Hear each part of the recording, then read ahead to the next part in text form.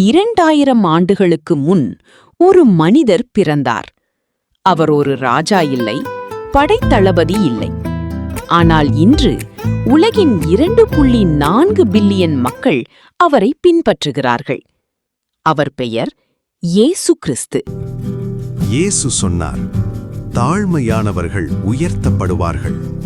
லூக்கா 14:11. அகந்தையை விட்டால்தான் தேவன் நம்மை உயர்த்துவார்.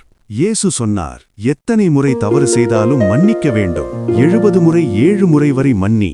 எழுத்து மத்தேயு 18:22. இயேசுவின் பிறப்பு சாதாரணமானதல்ல.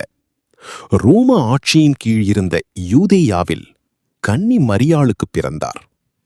லூக்கா சுவிசேஷம் சொல்கிறது, இதோ உலக மக்கள் அனைவருக்கும் மிகுந்த சந்தோஷத்தை உண்டாக்கும் நற்செய்தியை உங்களுக்கு அறிவிக்கிறேன்.